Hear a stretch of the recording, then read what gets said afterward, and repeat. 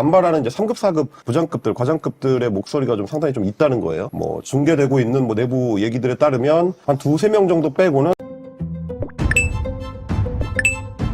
헌재가 오늘 완전히 격노했습니다. 윤두창의 끝이 보입니다. 그리고 뒤에서는 체포영장이 발부된 김성훈 경호처장에 대한 경호처 내부설 보고드립니다. 먼저 헌재 전원재판부는 14일 대심 판정에서 열린 윤석열 탄핵심판 첫 변론기일에서 재판장 한 분에 대한 기피 신청이 들어왔고 오늘 그분을 제외한 7명의 일치된 의견으로 기피 신청을 기각했다고 밝혔습니다. 재판부는 변론기일 일괄 지정은 헌법재판소법 30조 3항 심판규칙 21조 1항 등에 근거한 것이며 형사소송규칙을 준용한 바 없다며 왜냐하면 여기는 헌법재판소이지 형사법정이 아니기 때문이라고 덧붙였습니다. 즉 두창이는 입을 다물라는 것입니다. 그리고 첫 변론을 4분 만에 종료하며 내일 모레 기일도 윤두창이 불출석한다면 그대로 진행한다고 밝혔습니다. 네, 좋습니다. 헌재 분위기를 볼 수 있는 아주 중요한 멘트인데 관련해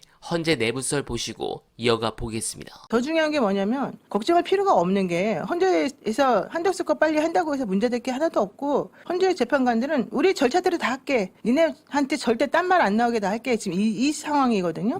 그러면서 어제 한 게 뭐냐면은 한덕수 총리는 지금 문제가 뭐예요? 헌법재판소 재판관 임명 안 했다. 니네들이 그쵸. 해야 되는데 그쵸. 그 직무유기다. 결국 이거지 않습니까? 그건데 한덕수 전 총리가 자기 재량이다. 그 권한 자기네 권한 범위 내에서 할 수도 있고 안 할 수도 있는데 그걸 가지고 나를 왜 하느냐 이렇게 얘기했잖아요. 근데 헌재 입장에서 보세요. 헌재 지금 재판관 8명 중에 실질적으로 한덕수가 직무 정지됐기 때문에 그 다음에 최상목이가 임명이 돼가지고 최상목이가 임명한 2명이 지금 이 안에 네. 들어서 이걸 하고 있잖아요. 네. 그런데 한덕수가 만약에 한덕수의 탄핵이 잘못됐다고 하면 그 이후에 헌재 체제는 어떻게 됩니까? 2명은 잘못 임명된 거지. 말하자면. 그리고 한덕수는 다시 원래 복귀돼야 되겠죠? 그러면은 최상목이는 어떻게 됩니까? 날아가는 거지. 그렇게 되면 현재 헌재는 어떻게 됩니까? 잘못 임명된 사람이 어. 임명한 어. 재판관이 되는 거죠. 네, 공감합니다. 그리고 윤두창의 약재는 이게 끝이 아닙니다. 이벤트 회사로 전락한 경호처의 내분도 심각합니다. 충격적 영상 보시고 이어가 보겠습니다.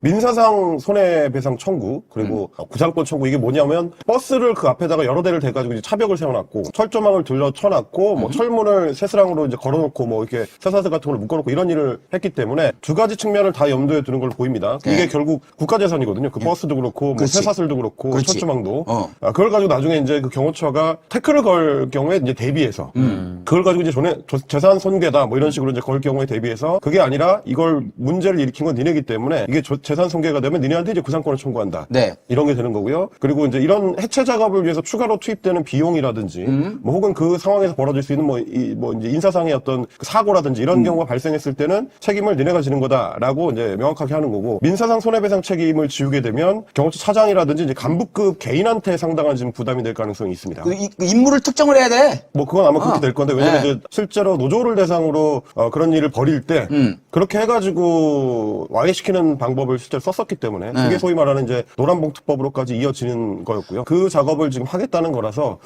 다소 좀 씁쓸한 상황이죠. 노란봉투법이 왜 만들어지려고 했는데 그걸 이제 거꾸로 경호처 직원들한테 적용하는 장면을 보게 될 수도 있겠다. 특히 이제 박종준 전 경호처장의 경찰 출두와 관련돼 가지고 뭐 얘기를 전해드린 적이 있는데 사실상 대통령의 경질이다. 뭐 사표를 쓰고 나가는 형식이 됐지만 경찰에 협조하는 것 자체가 나에 대한 배신이라고 윤석열은 인식을 했기 때문에 사실상 경질을 하고 그 자리를 자기의 이제 충성파라고 할 수 있는 김성훈 차장이 곧바로 좀 대행을 할 수 있도록 시스템을 재구축을 하는 그런 작업을 했던 거고 그러니까 이제 그 간부급들을 단도리를 하기 위해서 점심 먹자고 이제 불러가지고 거기서 이제 온갖 이야기들을 아마 쏟아냈을 거고요. 그 과정에서 총기 사용하는 거 검토해라라는 얘기까지 나왔던 건데 그러니까 그 앞단에 이미 이제 박종중 처장이라든지 내부의 경호관들 사이에서는 동요가 충분히 일어나고 있는 상황이었고 그리고 이제 뭐 뉴스 보도가 워낙 많이 나오다 보니까 경호처에서 하고 있었던 작업 중에 다음번에 들어갈 들어갈 때는 현장에서 체포한다라는 얘기가 계속 반복되던 상황이라 거기에 이제 불안감을 느낀 건지 혹은 그 내용을 정리하게 된 사람이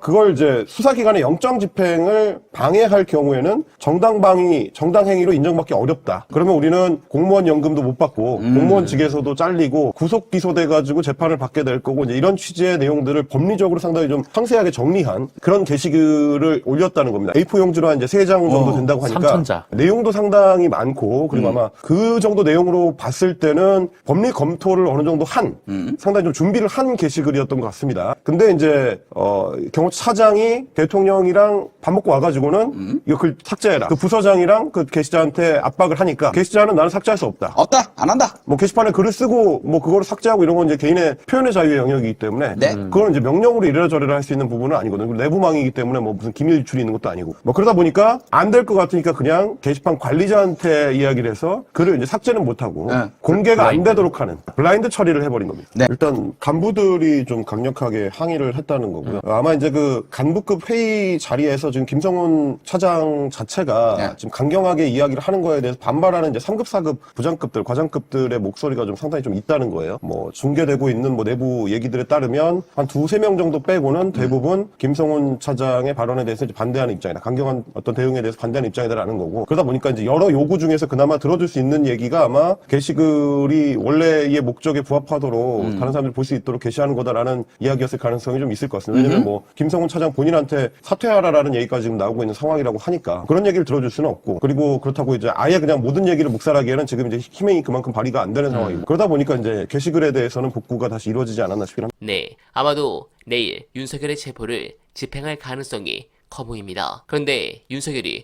오늘 열릴 헌법재판소 탄핵심판 첫 변론기일에 신변 안전과 불상사가 우려된다며 출석하지 않겠다고 했습니다. 수사를 위한 체포영장 집행에 불응하더니 탄핵심판도 거부할 태세입니다. 법치를 조롱하고 국론을 분열시키는 형태가 갈수록 가관입니다. 나아가 윤두창 쪽은 탄핵심판 불출석 이유로 공수처에 불법적인 체포영장 집행을 들었습니다. 웃기는 소리입니다. 언론들은 왜 윤이 애초 공조본의 조사에 응했으면 체포영장이 발부될 일이 없었다고 비판하지 않습니까? 그러고도 언론입니까? 법원이 발부한 영장을 거부하고 관저에 꽁꽁 숨어 공조본과 경호처의 물리적 충돌 우려를 키운 건 윤두창 자신입니다. 그래놓고 신변 안전을 이유로 관저 밖으로 못 나오겠다니 정말 어처구니가 없습니다. 그리고 명예와 자부심으로 일해온 경호처 직원들이 한순간에 범법자로 전락할 처지에 놓였습니다. 비뚤어진 충성심에 사로잡힌 경호처 지휘부가 부하 직원들을 범법자로 만들고 조직을 존폐 위기로 내몰고 있습니다. 물론 근본적 원인은 윤에게 있습니다. 이들의 인생을 망치면서까지 자신의 안위만 챙기는 건 그동안 대통령 경호에 몸을 던져온 이들에 대한 최소한의 인간적 도리를 저버리는 것입니다. 내일은 윤두창에게 진정한 참교육이 있길 간절하게 기원하며 어나바는 내일도 최선을 다하겠습니다. 여러분 고맙습니다.